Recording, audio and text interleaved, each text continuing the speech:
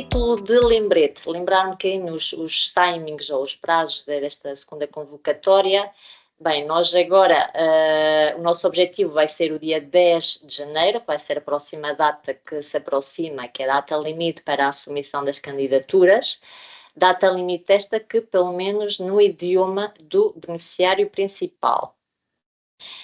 Para as traduções, tem até o dia 17 de janeiro para introduzir as traduções do formulário de candidatura na plataforma informática. Contudo, se tiverem já essas traduções disponíveis para o dia 10, melhor ainda, o dia 10 ou inclusivamente antes.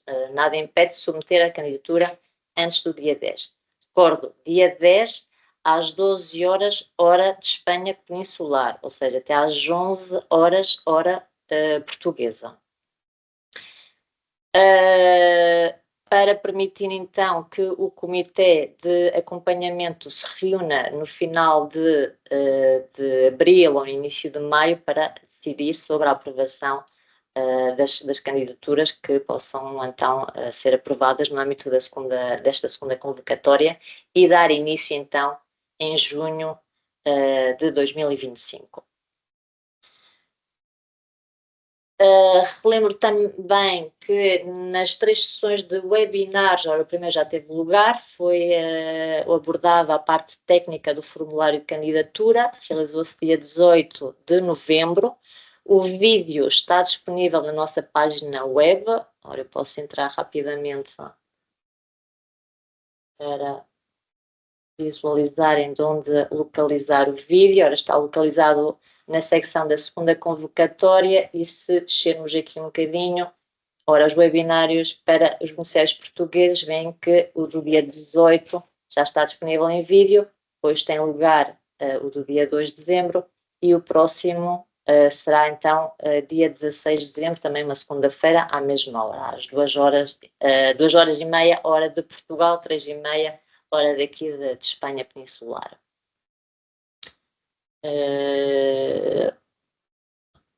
Aqui é o meu PPT.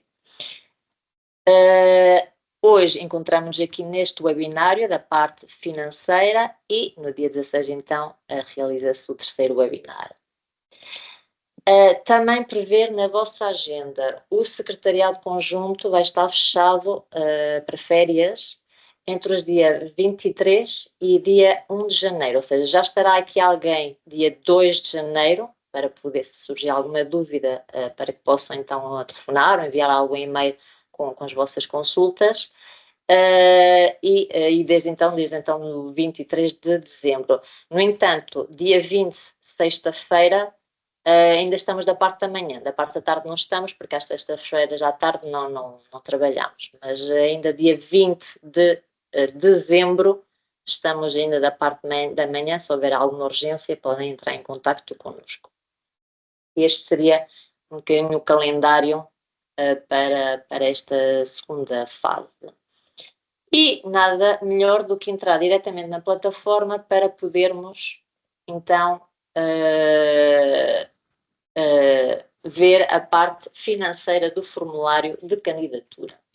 Ora, Xana, desculpa que eu tenho aqui gente no chat que está a dizer que não ouve. É geral ou é só a Sara Antunes que não consegue ouvir? Eu não sei se podem dar algum feedback. Conseguem ouvir ou não? Sim, eu vejo pelo menos aqueles que têm câmera que estão a dizer que sim. Ok. Pronto, está várias pessoas a dizer que sim, deve ser um problema então de 2 ou 3 computadores só. Ok. Não tem a ver connosco. Ok.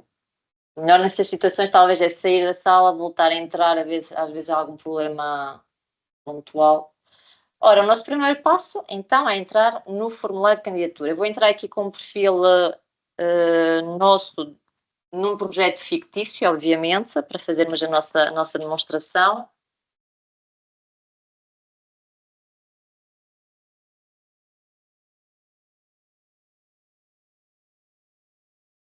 Com a minha password.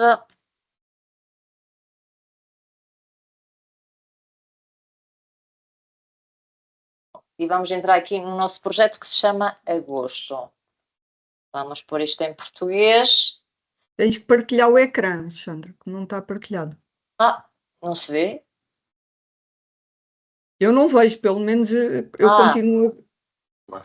Mas eu acho que está compartido, porque eu vejo aqui a janelinha à volta. Se alguém me puder confirmar, está partilhado. Sim, estão-me a confirmar que está partilhado. Então sou eu que estou aqui com um problema. Mas tudo bem, eu esta parte também sei. Ok.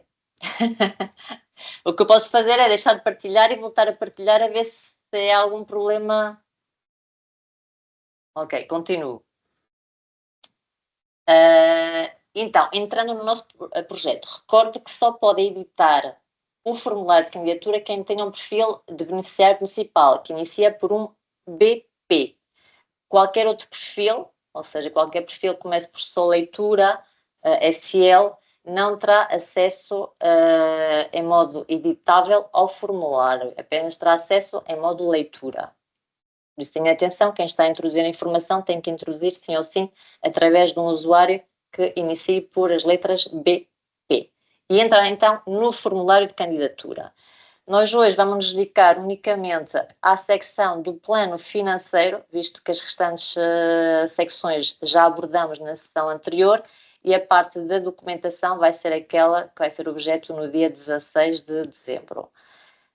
E dando início à parte do plano financeiro. Ora, no fundo, o plano financeiro o que vai fazer é refletir toda a informação financeira do vosso projeto, de cada um dos beneficiários,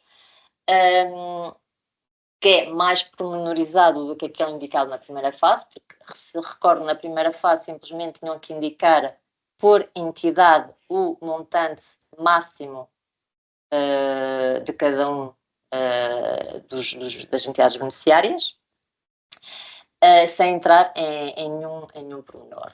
Enquanto que nesta segunda fase tem que, no fundo, detalhar um pouco mais essa informação. Damos início por ordem. Este primeiro bloco de plano financeiro, segunda fase, no fundo dá uma foto do plano financeiro por beneficiário, depois aparece o total do projeto, ou seja, cada um dos nossos beneficiários aparece por ano, por categoria de despesa, o valor ou os montantes do vosso orçamento, que vai dar um total por beneficiário. Por exemplo, o nosso beneficiário número 1 teria um total de 335 mil euros. É um mero exemplo. Enquanto que o total é automático, a plataforma calcula automaticamente todos os valores que recolhe de cada um dos beneficiários. Antes de iniciar e enfocar um dos beneficiários, esta informação por beneficiário e os anos automaticamente aparecem conforme aquilo que vocês indicarem no plano de trabalho. Para quem já iniciou o preenchimento do plano de trabalho no apartado B5, quando vai registar as distintas atividades do projeto, a mim não me aparece aqui um botãozinho mais, mas a vocês com certeza sim. Ao vocês adicionarem o vosso calendário por grupo de tarefas, a plataforma vai saber qual é a data inicial e qual é a data final do vosso projeto, porque vai, no fundo, filtrar qual é a primeira e qual é a última data. E é através dessa data e desse ano é que no plano financeiro vos vai aparecer aqui para cada uma das entidades beneficiárias o ano. Por exemplo, se indicamos no plano de trabalho que o beneficiário 1 não participa ou não tem atividades durante o ano de 2025, o ano de 2025 para este beneficiário vai aparecer em cinzento, vai aparecer bloqueado. Muitas vezes ligam-nos aqui, é que este ano esta coluna não me aparece ativa. Porquê? Porque nas atividades não está prevista a participação deste beneficiário para atividades durante este ano. É por isso que às vezes algumas colunas aparecem bloqueadas para alguns beneficiários. Por isso, assegurem-se de no plano de trabalho este beneficiário participar nesse grupo de tarefas e que nas atividades o calendário, obviamente, inclua este ano, ou vários anos, obviamente. Esta informação nós indicamos aqui nos quadros informativos, realmente os campos são ativados automaticamente de acordo com a informação introduzida no plano de trabalho, e pedimos, obviamente, aqui o pormenor das despesas por categoria, por ano, de cada um dos beneficiários. Ora, aqui o que teriam que indicar é, por categorias, por anos, para cada beneficiário, qual é o valor. Como vocês podem reparar, do lado direito existe uma última coluna que é a coluna da justificação do plano financeiro. E para que é que serve esta coluna?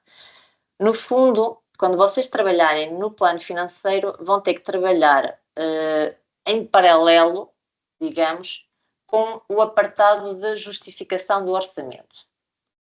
Para aqueles mais ou novos no programa Sudoé, a justificação do orçamento, no fundo, é a secção onde vocês têm que indicar por cada um dos beneficiários cada um dos itens de despesa que vocês prevêem efetuar ao longo do projeto. Ou seja, enquanto que no plano financeiro é meramente o valor total por categoria e por ano, na justificação do orçamento, que já entraremos, terão que indicar por cada um dos parceiros quais são os elementos de despesa previstos.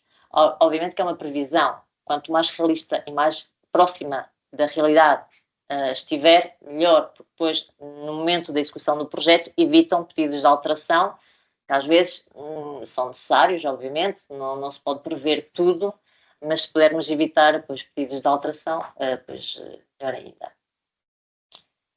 Por isso, nesta primeira fase, a primeira informação que pede, antes de chegarmos aos valores totais por categoria e por ano, perguntam-nos se a entidade vai selecionar a taxa fixa de custos com instalações e custos administrativos. Como vocês sabem, estes correspondem a 15% sobre os custos diretos com o pessoal. Não é obrigatório. Normalmente as entidades selecionam esta opção, mas informamos que não é obrigatório, caso assim o considerem. E podem também selecionar a parte dos custos de deslocação, que também correspondem a 15% dos custos diretos com pessoal, ou seja, são duas categorias de despesa de custos simplificados, não têm que apresentar documentação, assim que o projeto for aprovado, não têm que justificar, simplesmente terão que clicar, indicar que querem adotar esses custos simplificados e a plataforma calcula automaticamente. No entanto, mas isto já seria numa fase de aprovação do projeto, no entanto, o projeto é aprovado, recomendamos sempre às entidades que recolham documentação justificativa que realmente tem custos com deslocações e custos administrativos para que possam, em caso de alguma auditoria, poder demonstrar que a entidade teve esse tipo de custos. No entanto, no âmbito do programa, não teriam que apresentar nenhuma documentação. Alexandra, terceiro custo simplificado para os custos de preparação. Exatamente, os custos de preparação que no total do projeto são 12.500 euros, que também não é obrigatório. Podem optar por uma quantidade exata, não pode ser inferior. É um montante fixo, 12.500, distribuídos, como vocês entenderem, pelos parceiros do projeto, mas é um montante fixo.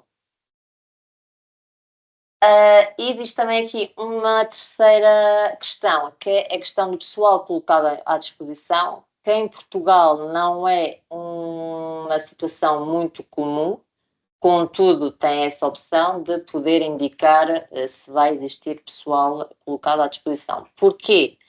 Porque dependendo se selecionam cada uma destes itens, o plano financeiro vai ampliar ou não alguma informação. Por exemplo, o nosso projeto aqui diz que tem custos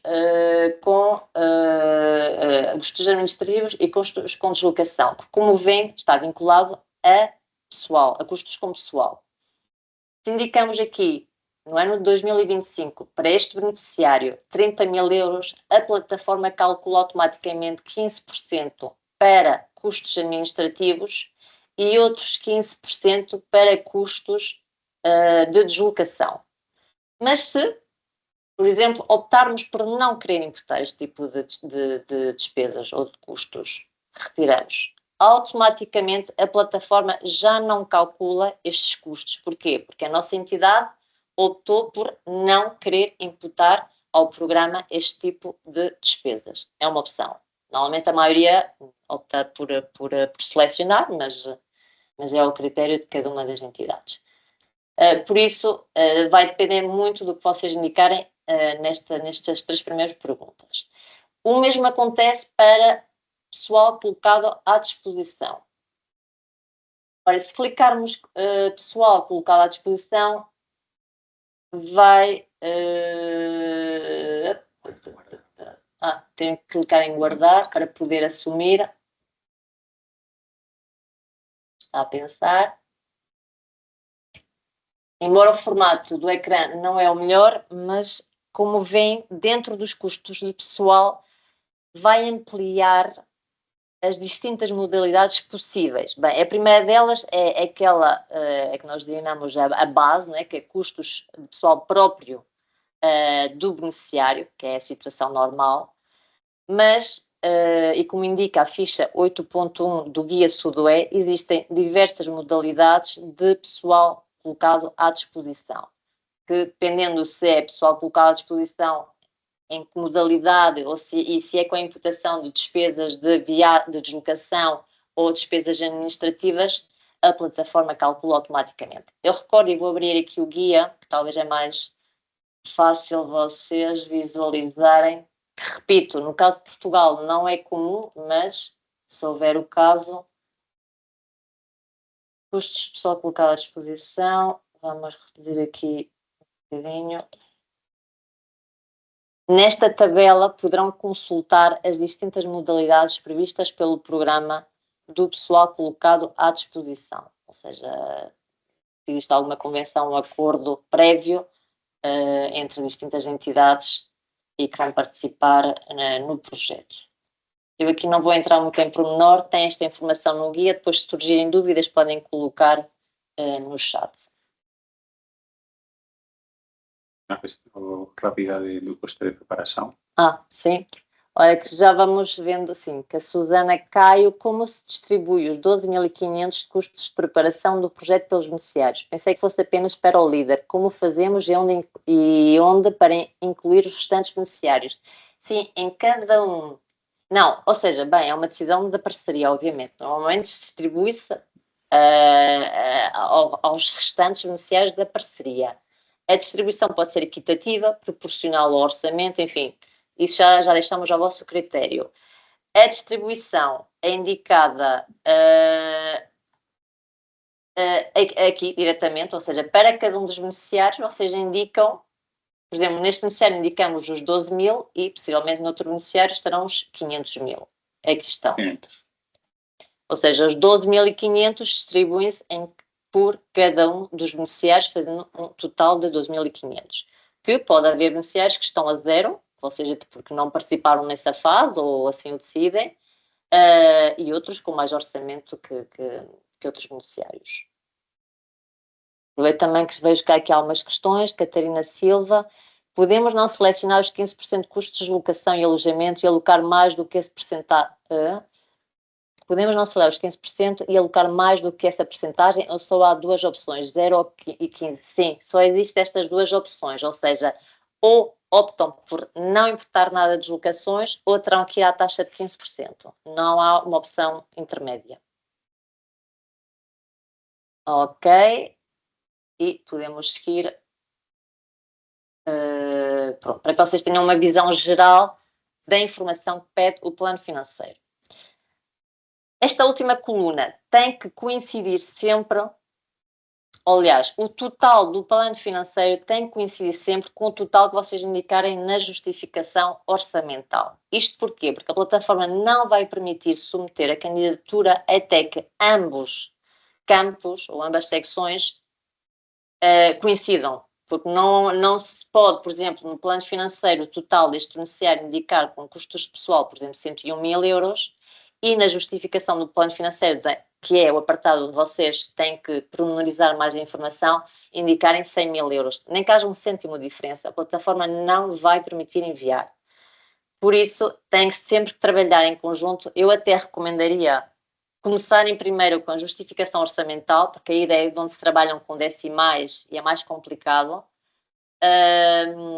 E depois, tendo já os totais, na justificação orçamental é mais fácil preencher o plano financeiro. Mas aí já deixo ao vosso critério, porque também no kit... De maneira paralela. Ou de maneira paralela, sim, porque também no kit disponibilizamos modelos Excel.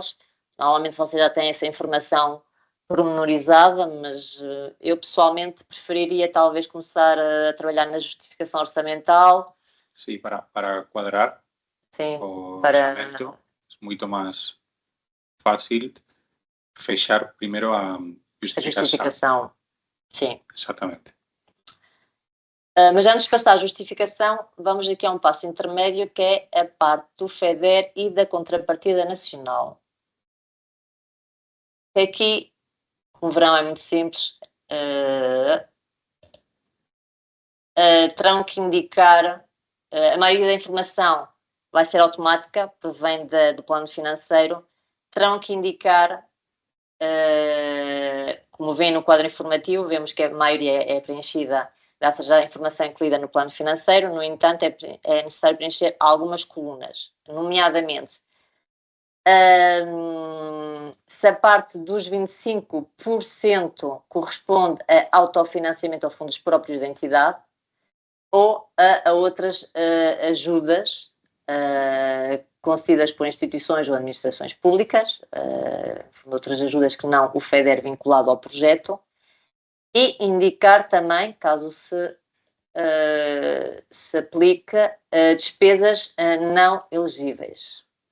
Por exemplo, quem tem sócios andorranos, pois essas despesas não são elegíveis na medida em que o sócio andorrano não recebe FEDER.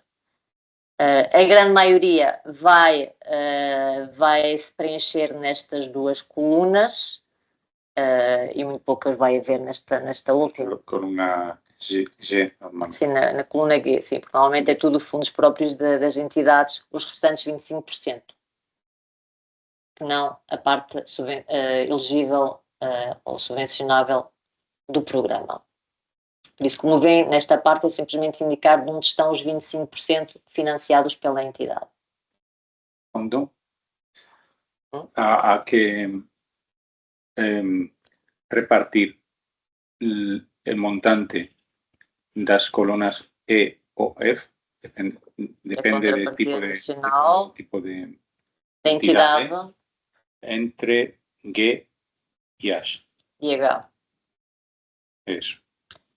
Sim, normalmente o que é entidades públicas, automaticamente a plataforma assume a contrapartida nacional como a parte pública.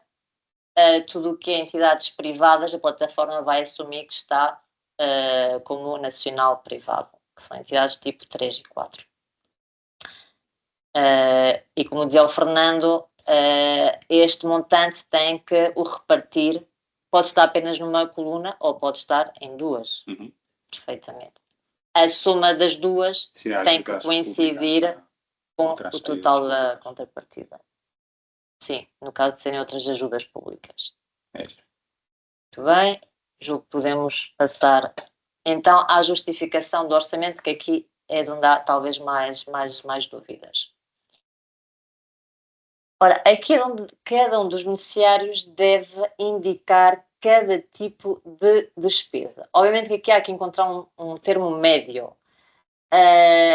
Obviamente que é impossível prever cada um dos tipos de despesas. Estou-me a tentar lembrar, por exemplo, de equipamentos, que às vezes são equipamentos muito pequeninos, de consumíveis, não vão indicar, obviamente, sei lá, um drone,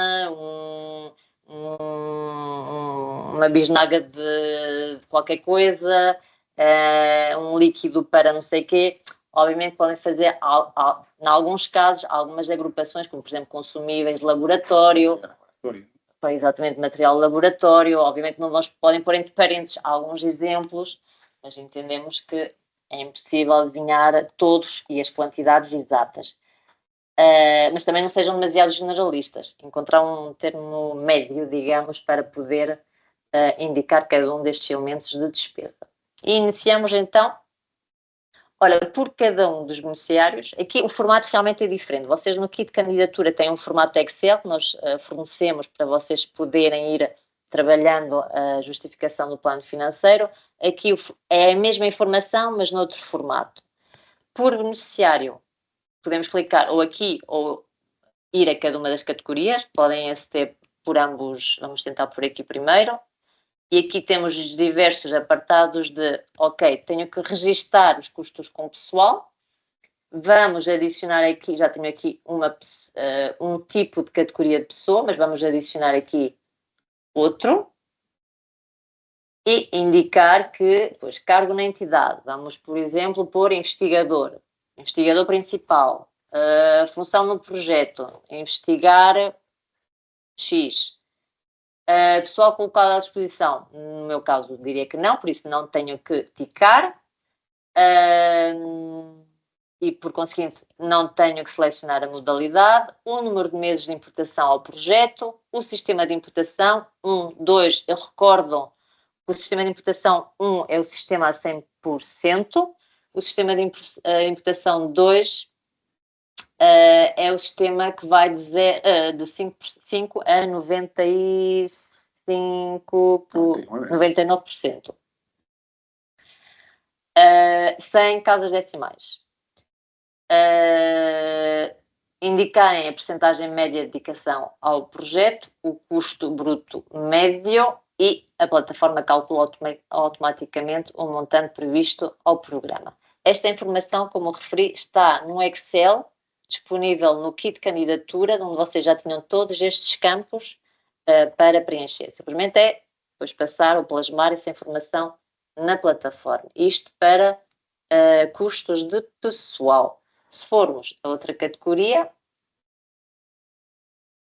prestações de serviço, por exemplo, já temos aqui uma, mas vamos ver o objeto da despesa, por exemplo, assistência técnica do projeto, indicarem que GTs vai estar vinculado à despesa, indicar o montante previsto, indicar se faz parte do investimento produtivo e, se fizer parte, que localize o investimento na região. E guardamos. Não esquecer, clicar sempre em guardar.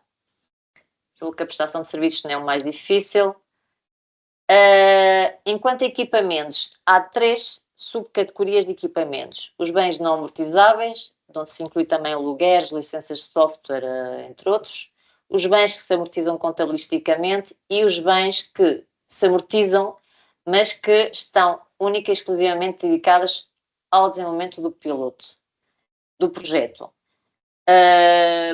Por conseguinte, e segundo a norma do programa, para este tipo de equipamentos existe, digamos, uma norma específica que é aceitar a amortização até 1 ano mais de fim da execução do projeto.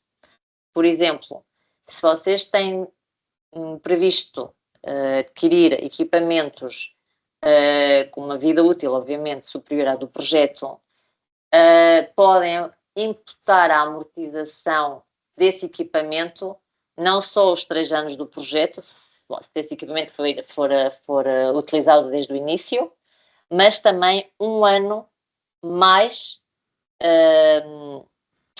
do que a execução do projeto, ou seja, no fundo seriam 4 anos de amortização. Isto partindo do princípio que o equipamento começa a ser utilizado dia 1 do projeto. Há uma diferença importante entre bens que se amortizan más 1 ano, é que bens que se amortizan, a declaração é período a período, conforme a amortização. Nesta situação. Exatamente. Mientras que en otro caso, un único asiento o gasto, na linha de despesa, por la amortización calculada de todo esse período. É uma grande diferença. Sim, porquê? Porque o ano depois da execução do projeto, vocês ainda não têm, digamos, esse custo. Por isso é que o Fernando diz que, claro, aqui é uma situação diferente. Aqui vocês teriam que, uma vez o projeto aprovado, é a situação onde vocês só podem ir declarando a amortização conforme se vai registando contabilisticamente, enquanto que na categoria C, vocês sim poderiam registar todo o montante da amortização do período do projeto ao qual se dedica esse equipamento, mais o ano adicional de uma só vez, visto que, digamos, estamos a trabalhar também com uma previsão em futuro. Podemos entrar aqui em alguns equipamentos, bem, nos já não amortizáveis, na julgo que a dúvida, enfim, podemos entrar, mas é simplesmente indicar tipo de equipamento consumível, por exemplo, ou sensores que não são amortizáveis, por exemplo. Não se esqueçam, e é uma recomendação, tentem, eu sei que às vezes a comunicação entre departamentos bem, não digo que seja difícil, mas às vezes é complicado obter a informação em prazo suficiente para se meterem a candidatura, mas tentem, pelo menos, indicar de forma mais realista os equipamentos. Porque é que acontece com os projetos da primeira convocatória? Muitos deles preencheram a justificação orçamental sem saber muito bem se os equipamentos eram amortizáveis ou não. E agora, quando estão a declarar a despesa, dão-se conta que, afinal, estava mal categorizado. Tinham indicado esse equipamento é não amortizável e é amortizável, e vice-versa. Isso, claro, implica pedidos de alteração orçamental, não. Neste caso, seria mudar de categoria. Por isso, se puderem, desde já, indicarem o equipamento na categoria correta a nível contabilístico da vossa entidade, melhor. Há equipamentos que numa entidade podem ser, o mesmo equipamento numa entidade pode estar numa categoria e noutra entidade ser considerada noutra categoria. Depende, enfim. Bem, se forem públicos, imagino que não, mas entre privados ou fundações, associações, pode às vezes existir algumas variações. Por isso aqui neste caso seria indicar consumíveis, por exemplo, número de unidades 10, vamos imaginar o custo unitário e a plataforma calcula automaticamente e clicamos sempre em guardar. Mas se formos, por exemplo, aos bens que se amortizam contabilisticamente, o que é que nos pede? O tipo de equipamento, o número de unidades, vamos indicar que, por exemplo, seriam sensores que são, neste caso, amortizáveis. Sensores, um sensor, 2.000 euros.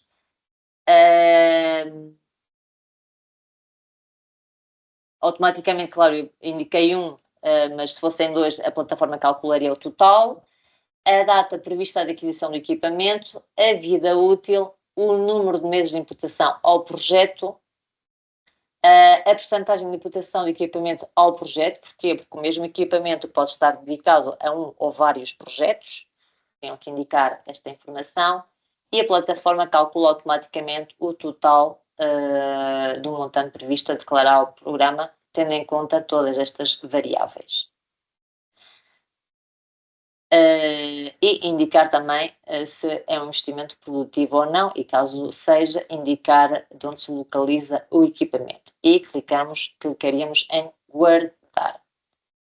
Passamos à opção de bens que se amortizam contabilisticamente, mas com, enfim, quando são bens que são única e exclusivamente dedicados ao piloto.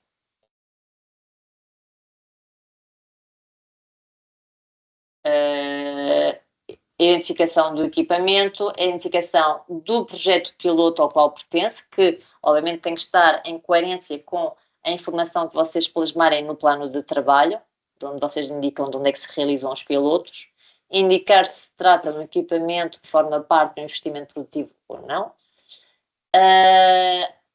e pede-nos para indicar o custo unitário do equipamento, a data de aquisição, a vida útil, o mês de início para o cálculo da amortização, a data de fim, peço desculpa que isto ainda algumas coisas ainda estão em espanhol, a data de final de execução do projeto, o mês de fim de cálculo para a amortização do equipamento, a plataforma calcula automaticamente os meses e o montante a declarar. Aqui claro, aqui quando falamos um ano mais, mas atenção, se for um equipamento que tem uma vida útil inferior ao projeto, imaginemos que é um equipamento que apenas tem uma vida útil de 3 anos e meio, que se começa a imputar ao projeto desde o dia 1 do projeto. Claro, aqui não vai calcular 4 anos de amortização.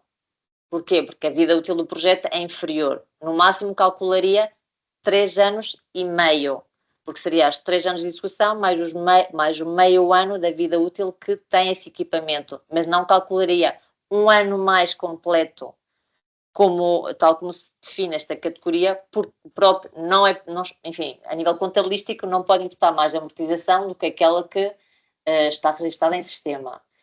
Por isso, há estas situações que se podem dar, e neste caso, obviamente, não seria um ano mais, mas seria os meses que lhe permita a vida útil desse equipamento.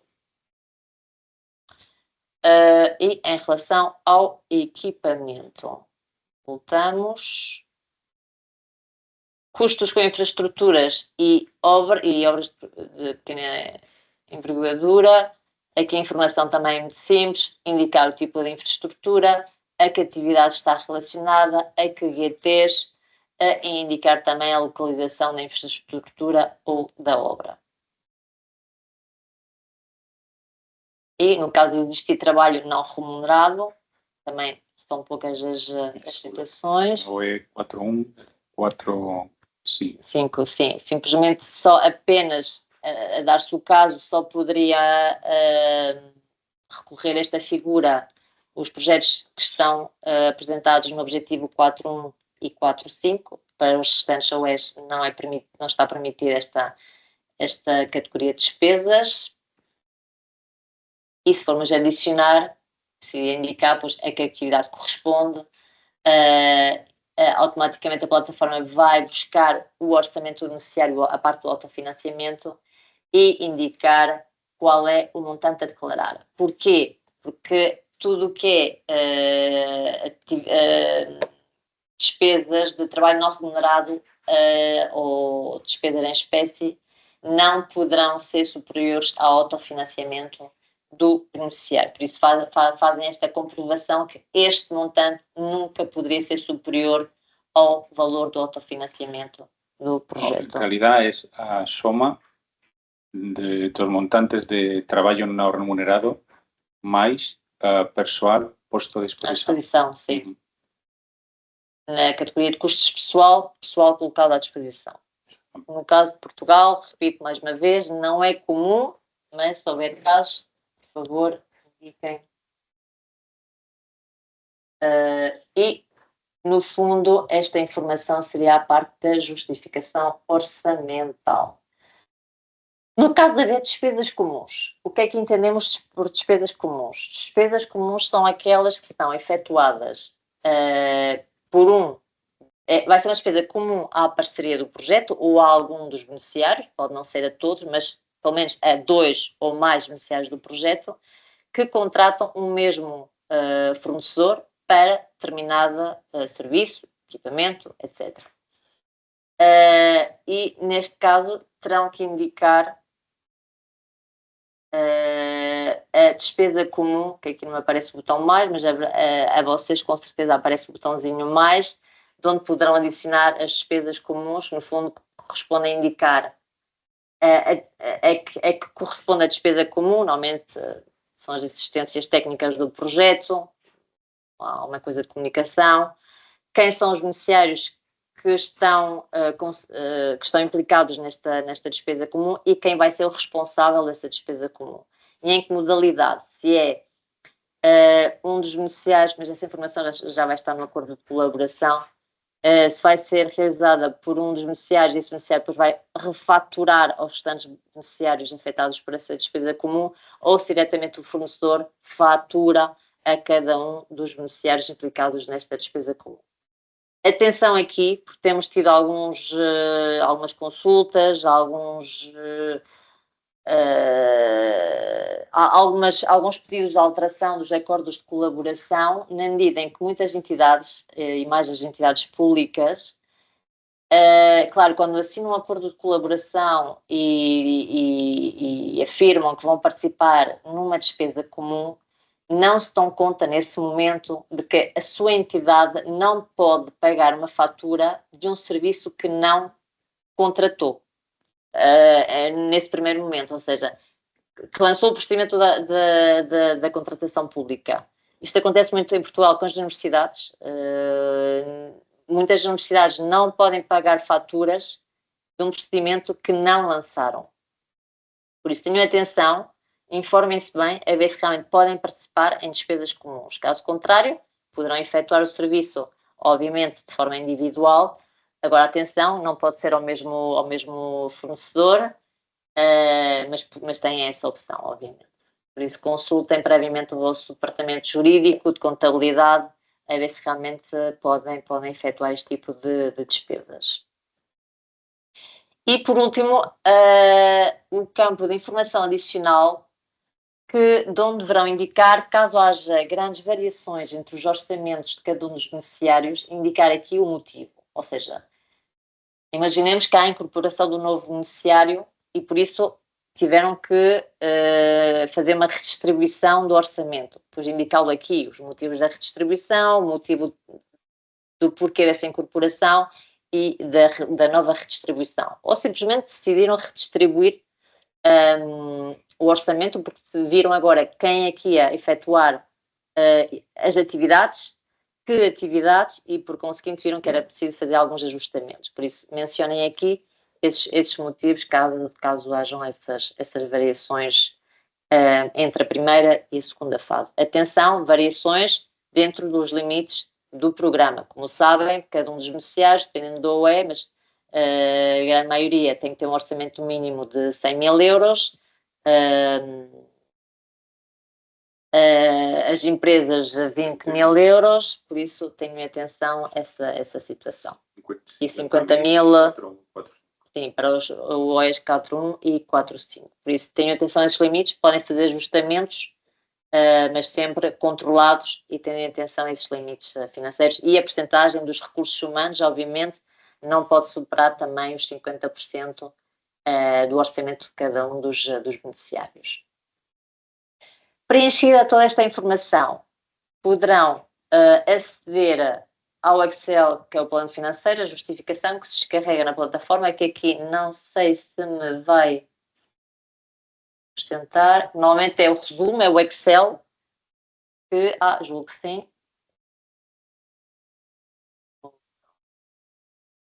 Talvez não.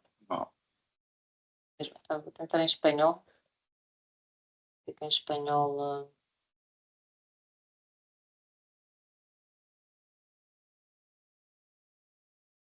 Espanha. Ou não, também não. Na plataforma de prueba não pode download. Ok, obrigada, Clarice. Mas no fundo é um Excel que resume toda a parte financeira que vocês preencheram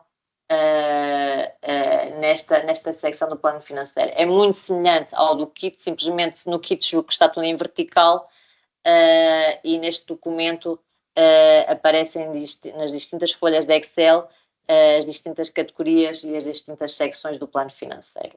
Simplesmente muda de vertical a horizontal. A justificação do plano financeiro.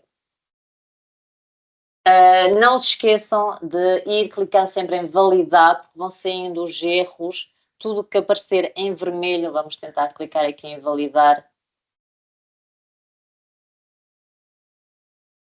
Sim, vamos deixar que pense aqui. Tudo que aparecer em verde significa que está ok, mas tudo que... Plano financeiro, depois vemos aqui... Vamos passar isto para português. Olha, se formos aqui ao plano financeiro, vemos que existem vários erros. Isto ainda está em espanhol, mas as despesas de tal categoria de despesas não é igual à despesa total por grupo de tarefas. Enfim, enquanto saírem aqui avisos em vermelho, vai ser impossível vocês submeterem um formulário de candidatura. Por isso, vão clicando em validar para que vocês tenham uma noção daquilo que é necessário corrigir. E aqui, fazendo este validar, vamos voltar aqui um bocadinho atrás. Porquê? Porque depois de vocês preencherem a justificação do orçamento, por cada uma das categorias e por cada um dos beneficiários, vocês aqui já têm um total. Vocês já pormenorizaram cada um dos elementos de despesa e é quando vocês já poderão preencher a informação do plano financeiro, porque já serão conhecedores de que para custos de... Vamos retirar aqui esta opção porque é mais fácil visualizar. Guardamos. Para custos de prestação de serviços, pois saberão que têm um total de 25 mil euros. Simplesmente seria passar ao ano de 2025. Seria... Aqui.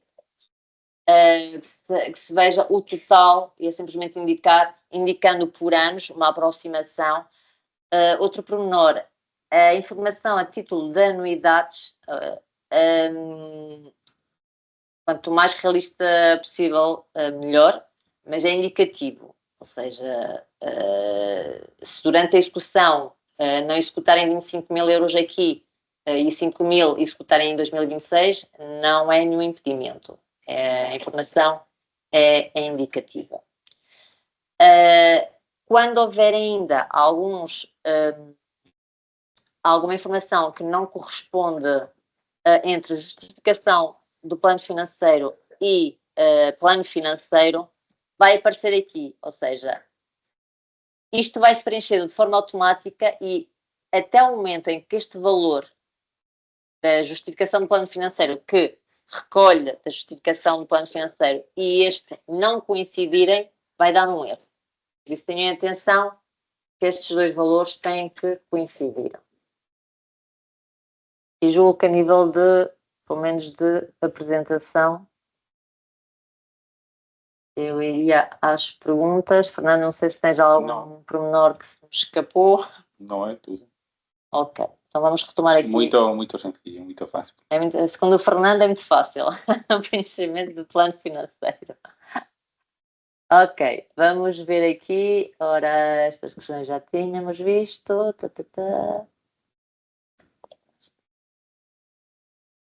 Sim. Ora, a Sara... já está? Assim, ok, obrigado. Ora, o pagamento... Não sei se já está... Não, ok. Dana Lourenço. Xana, consegues tirar o compartilhamento do ecrã? Sim. Ok. Ok. Pronto, já tirei. Assim já vejo as pessoas. Ok. Ora, Ana Lourenço pergunta: o pagamento de contrato de gases para cromatotógrafos é elegível? Sim, funciona como os reagentes, creio eu. É aquela parte de equipamento que tem... Parece-me a mim que, da pergunta, parece-me a mim que é o equivalente àquilo que nós costumamos trabalhar com reagentes, ou seja, são bens perecíveis que... Sim, neste caso, Ana, sim. Se é material laboratório, sim, estaria na categoria A, porque a priori não é um material amortizável, mas de qualquer forma confirmo com o departamento contabilístico, mas a priori este tipo de material, se bem entendemos, é material laboratório, por isso sim, é elegível.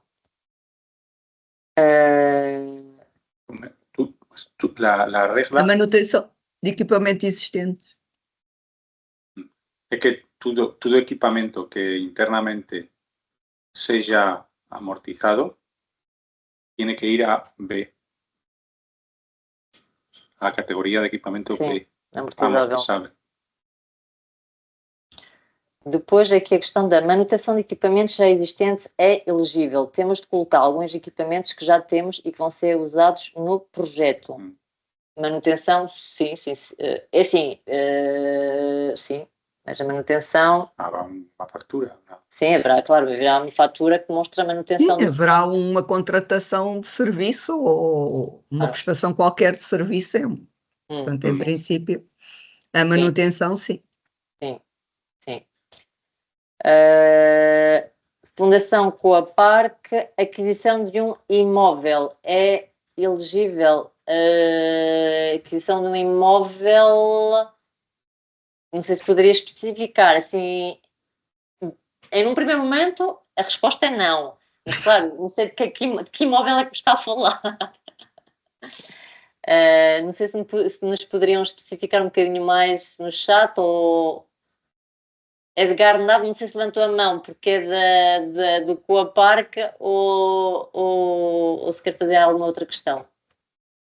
Edgar Nave, como não. Deve ser outro. Deve ter clicado por... Ok. O imóvel a mim parece-me um bocadinho estranho, tendo em conta os montantes que estão envolvidos nos projetos, não é? Portanto, não estou a ver que um beneficiário consiga ter um financiamento que permita a aquisição do imóvel, mas sim. O certo é que é uma categoria vinculativa e, portanto, terá que ficar já na...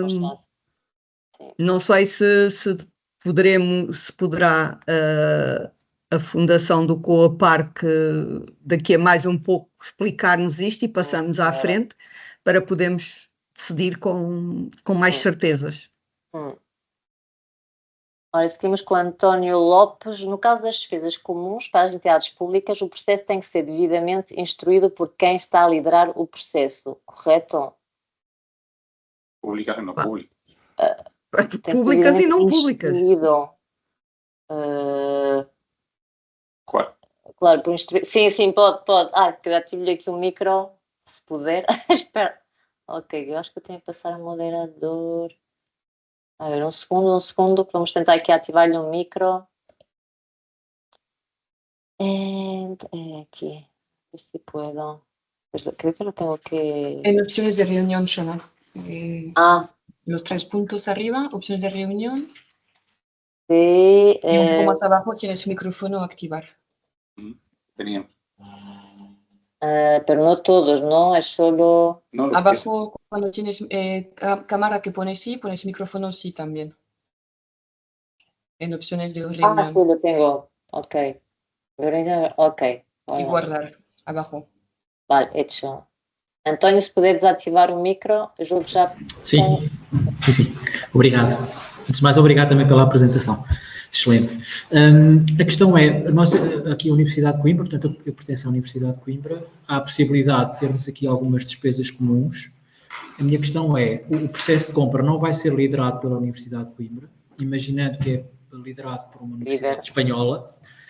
O processo de compra tem que ser instruído como se fôssemos nós a fazer a aquisição, a nossa parte. Tem que ser instruído como se fôssemos nós também a contratar. Quando diz instruído... Nós temos, quando fazemos aqui um processo de compra normal, temos um conjunto de regras de acordo com a legislação portuguesa. Manual de contratação, sim. Pronto. A minha questão é, como esse processo de compra vai ser liderado por essa Universidade Espanhola, por exemplo, se ela tem que ter o cuidado de instruir o processo como se fôssemos nós, de acordo com a legislação portuguesa. É conforme a legislação dessa entidade. Okay.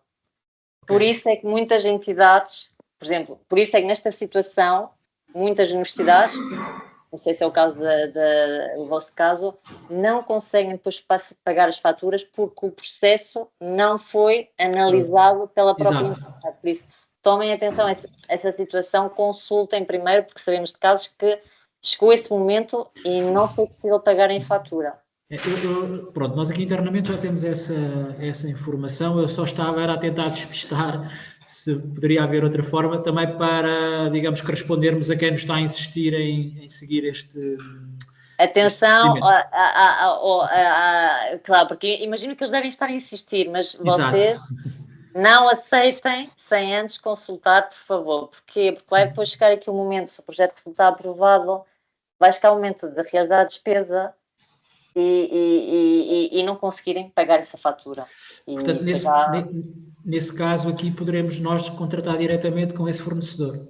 Não, claro, essa é a limitação. Não pode ser contratado com o mesmo fornecedor. Pode, depois, cada um dos beneficiários assumir por sua conta esse serviço, mas o fornecedor não pode ser o mesmo. Ou seja, nas despesas comuns o fornecedor não pode ser o mesmo? Não, porque interpreta-se que é um fracionamento de contratos. Ok. Então, então, se calhar é preferível ser assumida por um e isso ficar logo previsto aqui nesta parte do orçamento e depois os outros farão outras despesas que eventualmente possam ser consideradas ou parecidas como sendo comuns, de forma a evitar essa não elegibilidade. Ok. É a melhor solução. Ok, já percebi. Muito bem. Obrigado, sim. Obrigado. Voltamos aqui ao chat. Os recursos humanos podem ultrapassar os 50% do financiamento. Ok, que é o seguinte, ok. Não... Pronto, esta já está respondida, não é, Raquel? Sim. Ok. Não, do RH não está. Essa é a próxima. Ok. Ora, Ana Lourenço, recursos humanos não podem ultrapassar os 50% do financiamento do beneficiário. Onde posso ver melhor esta questão? Sim, ou seja, no momento da candidatura, o orçamento de cada beneficiário em recursos humanos não pode superar os 50% do seu próprio orçamento. Esta informação está no texto oficial da convocatória. Ficha 6. E na ficha 6 do guia. Ora, podemos entrar aqui. Ora, vamos aqui à nossa página web, que é a segunda convocatória. Vamos para o texto oficial.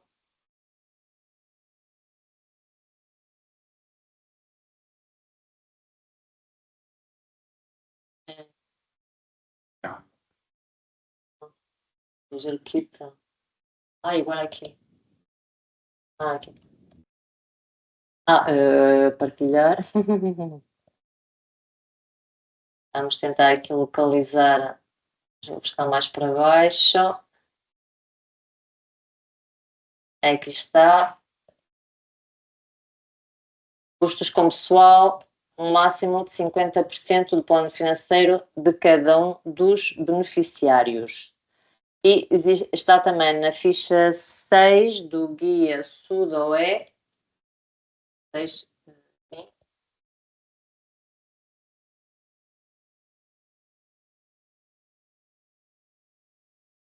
Ver isto um bocadinho.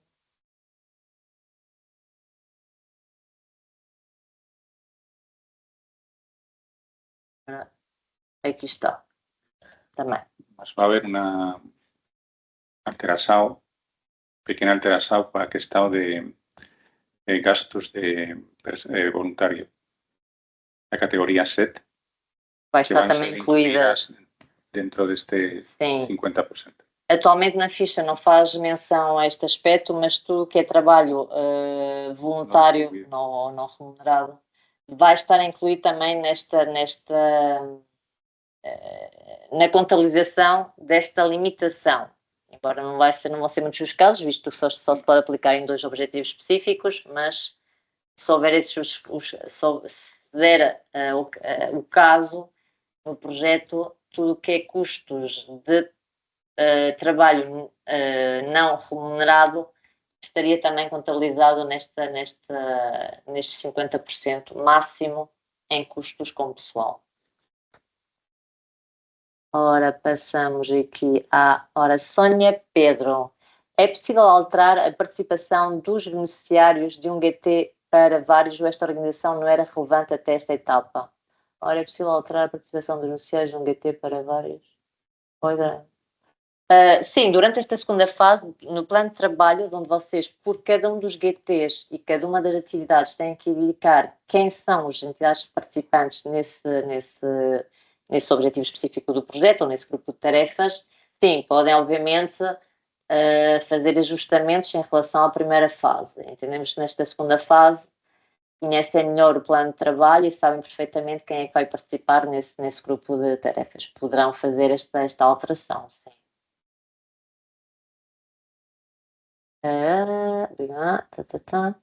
Ora, Isabel Menezes, se nesta fase quisermos os 12.500, como não podemos aumentar o orçamento aprovado? Teremos que reduzir em alguma rúbrica, certo? Ora, os 12.500 já está incluído de forma, digamos, automática ao total do orçamento que vocês indicaram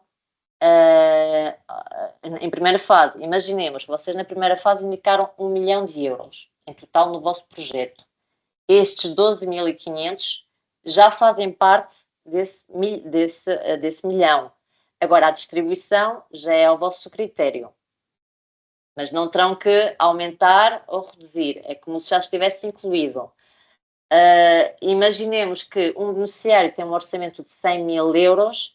Desses 100.000 euros, a ele corresponde-lhe, vocês assim o decidiram, 2.500 euros de despesas de preparação. Pois desses 100.000, esses 2.500 já estão incluídos no orçamento desse beneficiário. Por isso não tem que... Claro, tem que reduzir se tinham previsto os 100.000 desse beneficiário totalmente efetuado em despesas. Mas pronto, também, obviamente, 12.500 repartido por distintos beneficiários, julgo que não vai ser uma grande alteração. Por beneficiário é voluntário. Não é? Claro, é voluntário.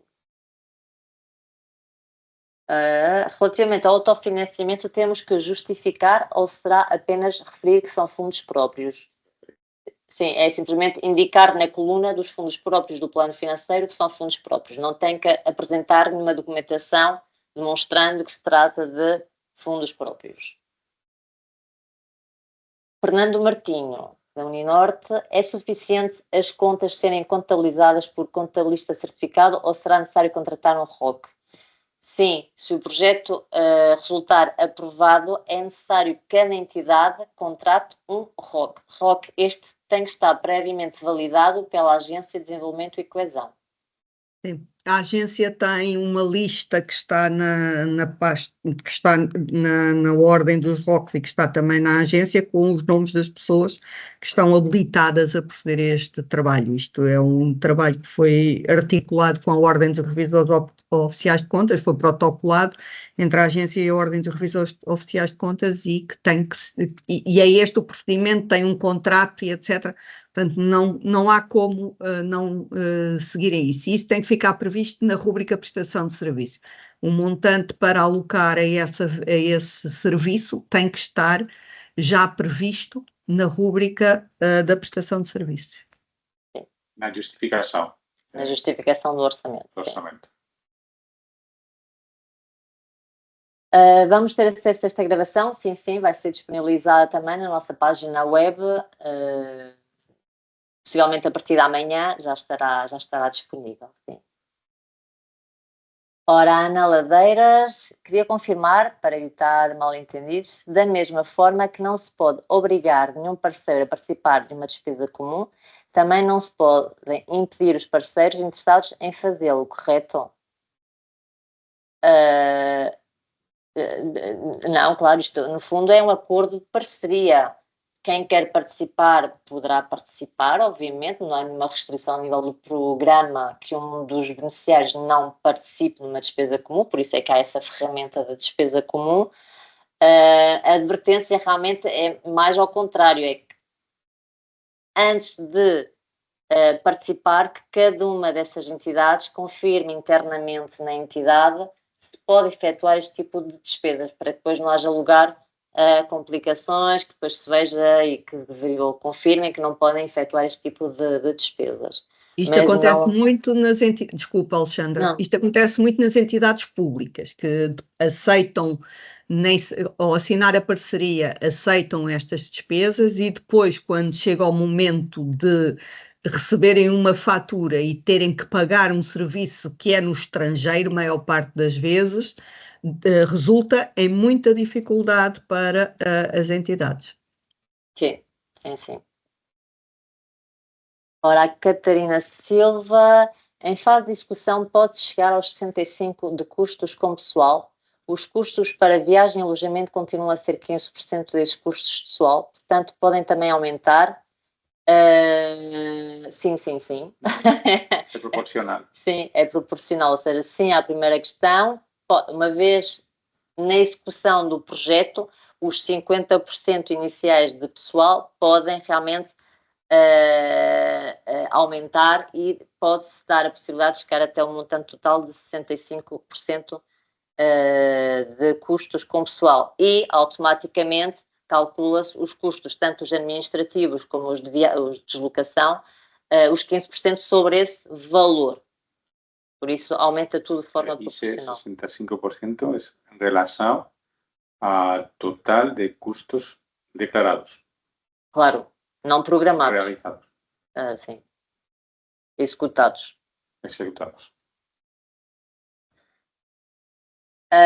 O Fernando Martinho, mas a despesa com o ROC terá que ser incluído? Sim, sim. A despesa do ROC é como outra despesa, de outro tipo de despesa do projeto, de onde vocês têm que prever em prestação de serviços, auditoria, por exemplo, em conceito de auditoria, um montante do ROC para o projeto. Título 4. Sim, em prestação de serviços.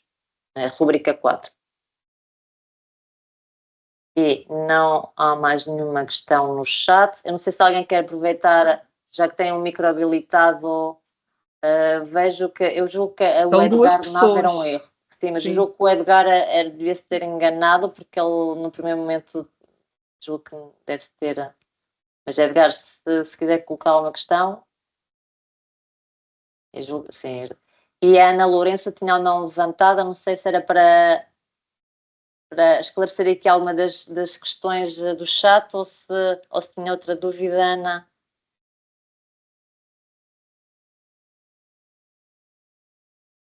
Ana, isso... ok, pronto. Se já tem dúvida esclarecida... não, isto é de Edgar, ok. Sim, parecia-me que tinha enganado. Ana Lourenço, é só clicar em desativar micro. Ana. Não consegue. Tem o ícone do micro e não consegue desativar. Vou tentar eu desde aqui a ver se consigo eu desativar. Já está. Agora, sim. Sim, eu infelizmente não consegui entrar logo no início e continuo assim um bocadinho com dúvidas na parte... Ou seja, uma coisa, nós temos o autofinanciamento que é-nos dado pelas pessoas que participam no projeto. E depois temos uma outra parte em que temos das despesas que queremos fazer, certo? E é dessas despesas que queremos fazer que não podemos ter mais de 50%, por exemplo, um bolseiro ou para um contratado. É isso? Claro, a visão do programa é, vocês têm um orçamento total. Esse orçamento total faz parte de um conjunto de despesas, desde recursos humanos, prestação de serviços, infraestruturas, equipamentos, etc. O programa financia desse total de despesas 75%, independentemente da categoria, porque vocês, no momento de declarar as despesas, vocês vão apresentar as despesas que forem efetuando. Vai somar um total de X, sobre esse total de X, o programa reembolsa 75%. Não vamos separar, recursos humanos, é o autofinanciamento da entidade e o resto é o reembolso do programa. Não, nós vemos o bolo no total. Vocês apresentam X de despesa, desse X de despesa, reembolsamos 75%. O mesmo acontece com o plano financeiro nesta fase. Vocês apresentam um plano financeiro composto por diversas categorias de despesa que o programa financiará 75% e os outros 25%, mas desse conjunto de despesas será financiado pela própria entidade. Internamente, vocês, obviamente, organizam-se como, enfim, entenderem. E qual é que é o máximo que cada beneficiário, ou no fundo, o projeto em si, qual é o máximo que podemos ter do consórcio, o máximo de valor que podemos pedir? E depois... ou seja... falar de 100 mil por beneficiário, não é? Mais ou menos. Na primeira fase, vocês já tiveram que indicar um orçamento por beneficiário que somavam total por projeto. A nível de beneficiário, vocês podem fazer reajustamentos, ou seja, se durante esta fase vocês virem que o beneficiário 1 precisa de mais orçamento, o beneficiário 2 ou vice-versa, podem fazer esses ajustamentos, sempre e quando o total do projeto da primeira fase não seja agora afetado. Ou seja, se o projeto na primeira fase tinha 1 milhão, nesta segunda fase vocês podem apresentar até menos, mas mais do que 1 milhão não é permitido. Ok. Agora, atenção aos ajustamentos, como nós referimos já um bocadinho, há limites do programa, que eu por acaso tenho isto aqui mesmo à mão, vocês terão que ter sempre em atenção. Com esses ajustamentos, têm que estar em conformidade com algumas regras do programa, que é para os OEs 24, 25, 27, 14, 46, os beneficiários públicos e as entidades sem fins lucrativos têm que ter um orçamento mínimo de 100 mil euros. Enquanto que nos objetivos 4.1 e 4.5, 50 mil. E as empresas têm que ter pelo menos 20 mil euros. Estes 3 limites têm que estar garantidos mesmo fazendo estes ajustamentos. Ok. Mas isso do E faz todas essas comprovações. Sim, se vocês por acaso se enganarem ao fazer essas atualizações na plataforma, ao clicarem em validar no formulário, volto aqui ao formulário, ao clicar em validar, vai sair da plataforma, pronto, vai aparecer o erro no plano financeiro a dizer que em vermelho, porque vai bloquear, que vocês não podem submeter a candidatura porque algum dos limites financeiros do programa não está em conformidade. Ok, obrigado. Obrigada a nós, Ana.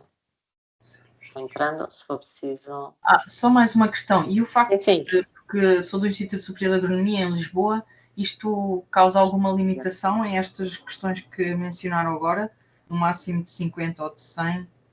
Ou mesmo da percentagem que poderemos... Claro, em que objetivo específico? Claro, depende do objetivo específico onde vocês estão. Claro, vocês da universidade é categoria 2. Mas, lá, vou abrir. Mas aqui interessa mais o objetivo específico que é em que Claro. se inserem do que a categoria do beneficiário. Ok. Ok, obrigado.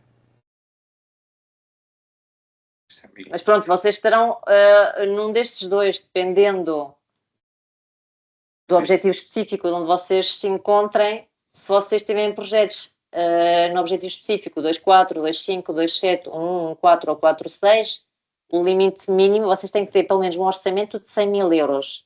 Mas se estiverem a participar num projeto do objetivo específico 4.1 e 4.5... a priori não será, sendo o ISA, o 4.1 e o 4.5 dificilmente. Ok. Que é o Instituto de Agronomia, portanto, o Instituto de Agronomia no 4.1 ou no 4.5 é muito estranho. Mas pronto, Ana, confirme, mas pronto. Em princípio será 100 mil mínimo que tem que ter a entidade no projeto.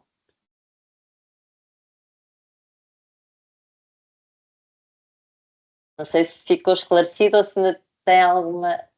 Sim, obrigado. Obrigada, nós, Ana. Tens mais perguntas no chat? Ora, em que condições é que durante a execução podemos chegar aos 65% de recursos humanos? Se durante a execução vocês realmente executarem esse valor em recursos humanos, podem perfeitamente alcançar a ficha 6. Mas isso é na execução, não é agora, não é nesta fase. Nesta fase, 50%. Veja aqui? Sim. O en la ficha, yo iría a la ficha. La ficha. Perdón. Que creo que la tengo abierta, pero no sé a dónde.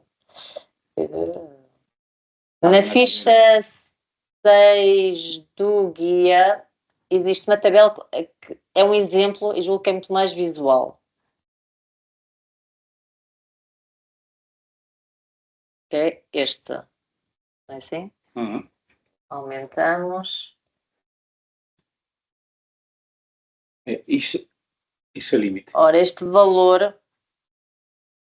Pronto, vemos aqui que no nosso... Ora, nós partimos de uma situação inicial onde temos um plano financeiro de 168 mil euros, distribuído desta forma pelas distintas categorias de despesa, o qual representa, pois, X% do total programado.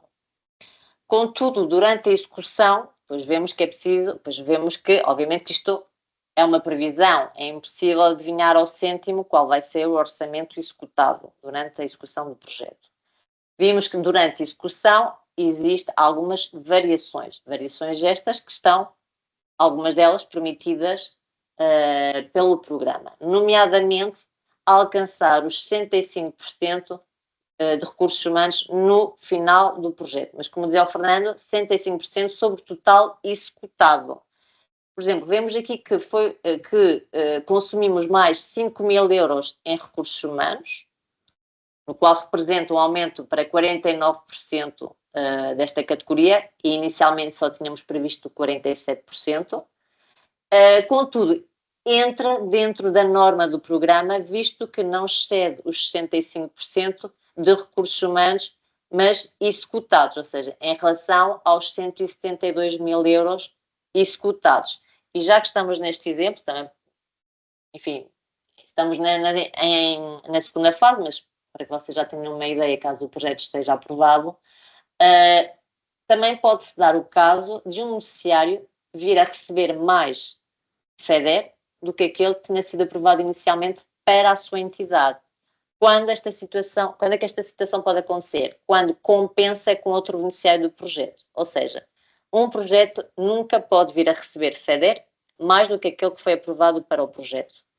Contudo, se há ajustamentos entre beneficiários no final do projeto, com um executa menos, outro executa mais, e se esse que executa mais cumpre com os distintos limites financeiros, poderia vir mesmo a receber mais do que aquele que tinha inicialmente programado. Não sei se respondemos à sua questão.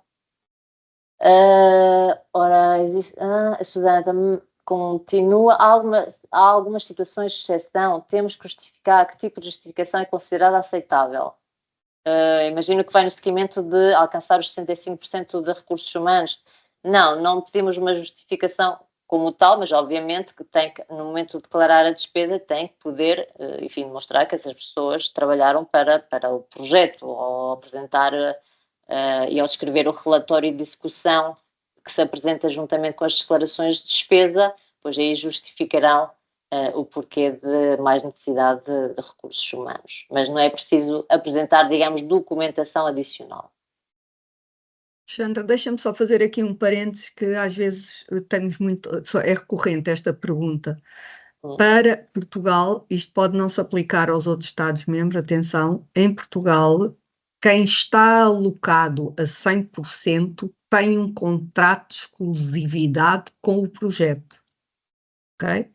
Uma pessoa que trabalha numa universidade que é beneficiária, se o contrato não for um contrato exclusivo para executar tarefas naquele projeto, ele não poderá ser considerado a 100%. Poderá estar a 95%, mas não poderá nunca estar assignado a 100%.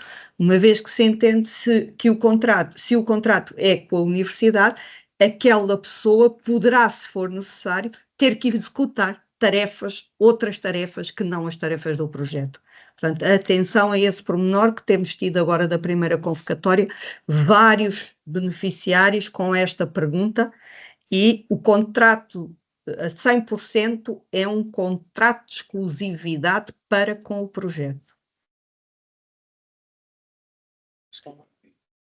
Quem está no guia Sudoweb? A Ana Ladeiras, para a segunda convocatória, no caso de haver despesas comuns, devemos optar pelo acordo de parceria multilateral ou podemos manter a assinatura do acordo bilateral? A norma do programa e o que está previsto no texto oficial da convocatória é que o acordo de colaboração multilateral vai ter que ser sempre apresentado até ao momento da primeira declaração de projeto. Por isso, se nesta fase em que nos encontramos, vocês já puderem fazer circular o acordo multilateral e tê-lo para o dia 10 de janeiro, seria o ideal. Caso contrário, podem iniciar esta fase fazendo a assinatura entre acordos bilaterais, ou seja, entre o beneficiário 1 e 2, 1 e 3, 1 e 4 e assim sucessivamente, para ganharem tempo. Havendo assinaturas digitais, a minha recomendação é que passem diretamente ao multilateral e assim já ficam, digamos, já é uma coisa que vocês podem riscar da lista para depois apresentar. Exatamente, é uma coisa menos. Porque vão ter que apresentar o multilateral, sim ou sim, se o projeto resultar aprovado, antes da primeira declaração de projeto. Se puderem já fazê-lo, perfeito. Se não puderem, por questões de prazos, pois para já o bilateral. Ora, o Fernando Martim... Mas isso será em todos os casos, não somente... sim, se haja gasto de despesa comum ou não, em qualquer caso. Todos os projetos vão estar obrigados a apresentar o acordo multilateral, mesmo que não tenha despesas comuns.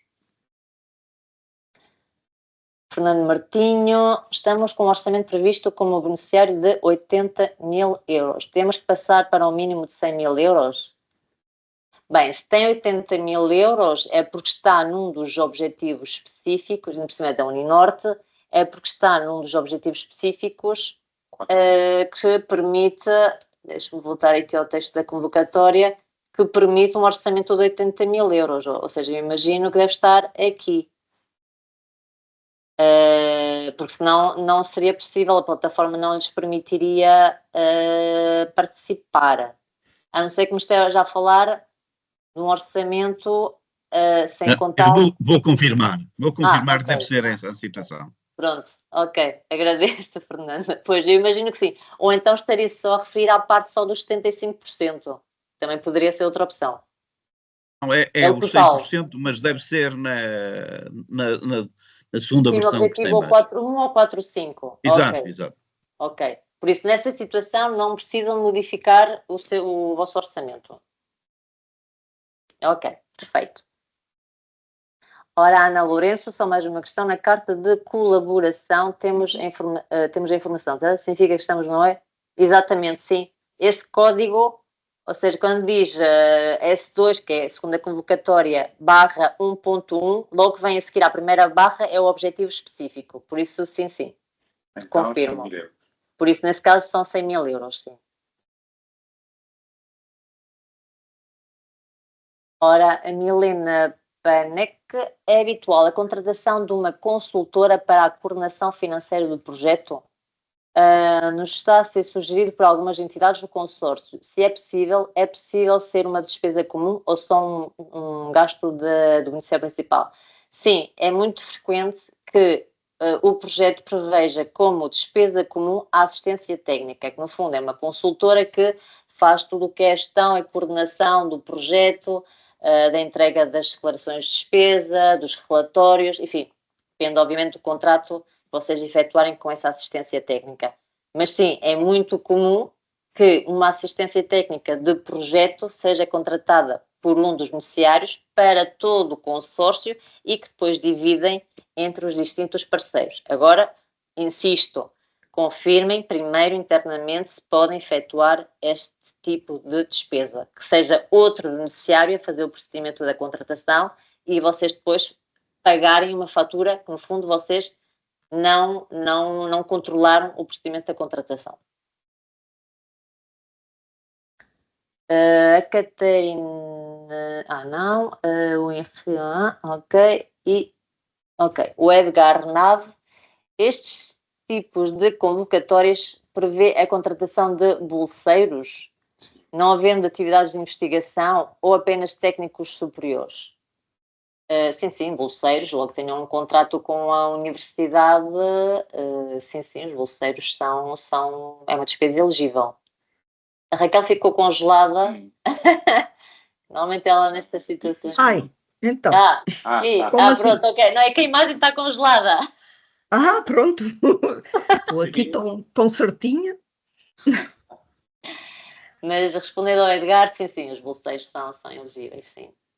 Sim, os bolseiros são, e esta é uma daquelas situações que, por regra, têm contrato de exclusividade para com o projeto, em que são definidas as tarefas e a sua participação no projeto.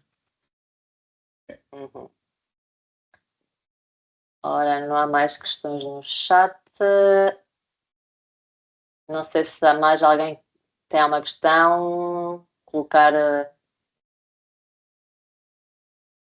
por micro também. Julgo que não há mais dúvidas. Sim, Fernando, diga. Já nós temos uma questão, depois, se calhar, iremos contactar a agência cá em Portugal, que tem a ver com a especificidade do modelo de contrato que nós temos nas cooperativas de trabalho, como é o caso da Uninorte, em que temos membros individuais e membros coletivos. E o que nós pretendemos é que fazer um contrato em que diga expressamente o tempo e as tarefas que vão ter relacionadas com este projeto. Mas vamos elaborar um modelo de contrato e enviar para a agência.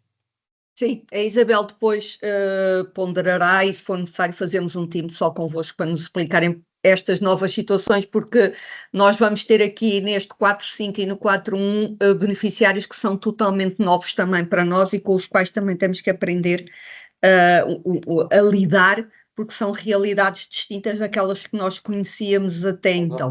E, portanto... agradeço que entre em contacto connosco para se poder fazer essa reunião, provavelmente porque é uma situação que temos que estudar, às vezes até pedir apoio a outras unidades da agência para poder tomar decisões. Muito obrigado. Obrigada a nós, Fernando. Não sei se há mais alguma questão. Relembro que no próximo dia 16...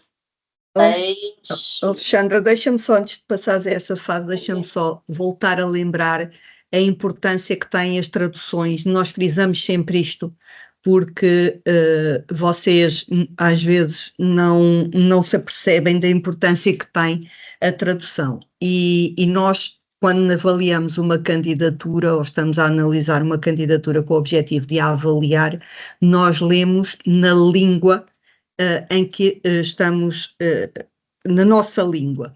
Ou seja, se a candidatura estiver em francês ou em espanhol, nós agradecíamos que os beneficiários portugueses a revissem antes de a submeterem. Vocês têm aqui um prazo ainda de uma semana, Xana? Não tenho a certeza, mas sim, acho que uma semana, 7 dias, sim. Uma semana, sim, para poder proceder a essa tradução.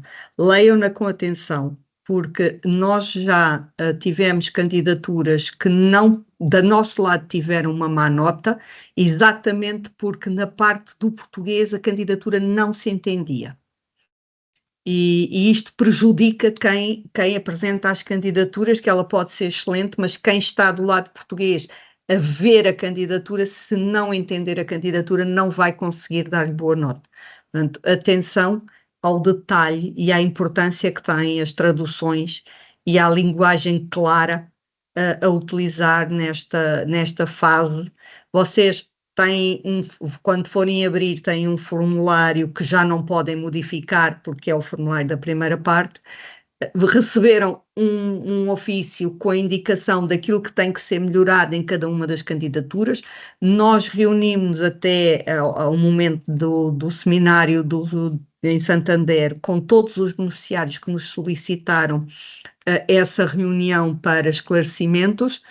Depois dessa data não vamos poder reunir convosco, porque faz parte da nossa segregação de funções, vamos estar envolvidos na avaliação das candidaturas, não vamos poder reunir com os mesmos objetivos com que reunimos com os beneficiários que nos solicitaram essa informação antes do seminário, mas obviamente vamos estar à vossa disposição para retirar alguma dúvida pontual que vocês possam ter no preenchimento da candidatura relativamente ao onde é que vão alocar determinada tarefa ou qual o montante que poderá eventualmente fazer parte do orçamento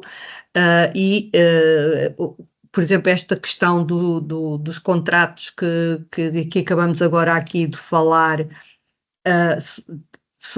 com o Fernando Martinho. Portanto, tudo o que sejam dúvidas pontuais nós poderemos retirar.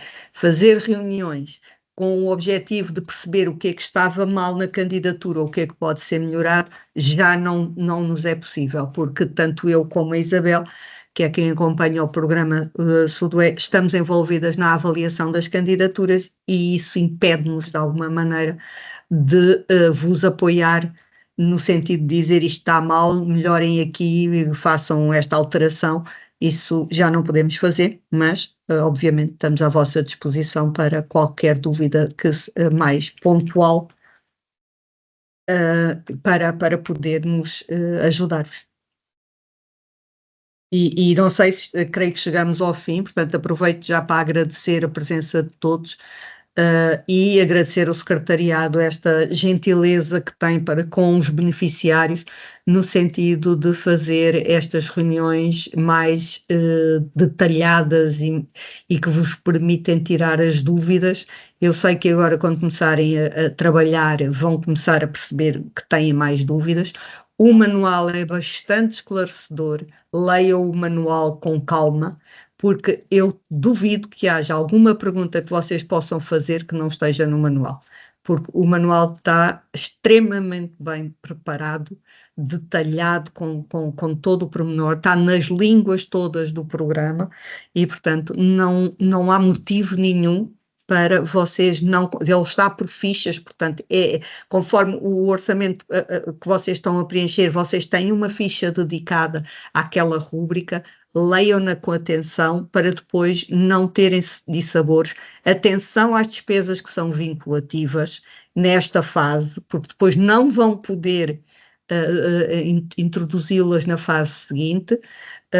E nós estamos aqui disponíveis, nós e o secretariado, tudo o que seja problemas de plataforma, a minha defesa, digo já que não respondo, não respondemos. Problemas de plataforma ou de configuração, terá que ser logo, é melhor ser logo endereçada ao secretariado conjunto para que a dúvida seja retirada, porque o que nós vamos fazer é receber o vosso mail e mandar para o secretariado, portanto, se o puderem fazer diretamente é mais rápida a resposta.